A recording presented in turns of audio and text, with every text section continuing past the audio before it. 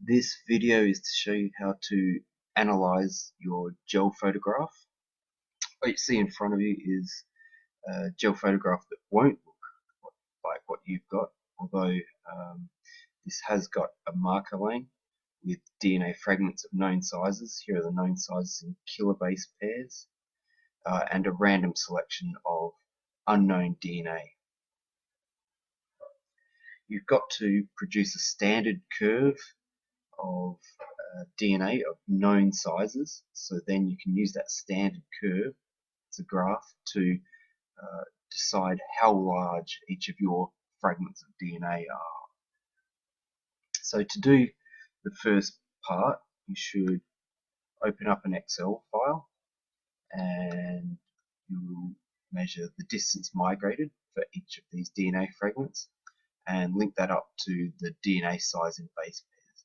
So the first DNA fragment is 10 kilobases, which equals 10,000 base pairs. The next one is 8 kilobases, which is 8,000 base pairs, and so on. Next thing to do is measure the distance that these fragments have migrated. To do that, this makes it a bit larger. To do that, you might want to put a bit of a line across. You're meant to measure from the bottom of the well, which is the very bottom part, to the bottom of each of these bands and record how far they have gone. So I happen to be measuring in millimeters, but you can measure in whatever units you want, just as long as you're consistent. So the distance from this well down to the bottom of the first band happens to be 10.1 millimeters. Plug that in here. Oops. 10.1 millimeters. The distance that the second band is migrated, so it's slightly smaller, from the well down to the front of the DNA, happens to be 11 millimeters. So there we go, and we just keep on filling that out. Here's one I've prepared before.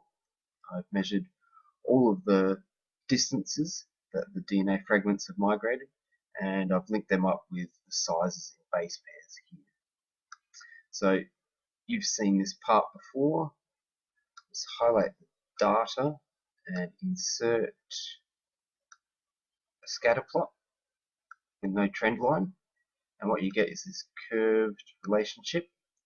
It's an exponential relationship. Just make this nice and big. It's a nice curve. What you should do is add a trend line. Go to add trend line. It is an exponential relationship, so add an exponential trend line.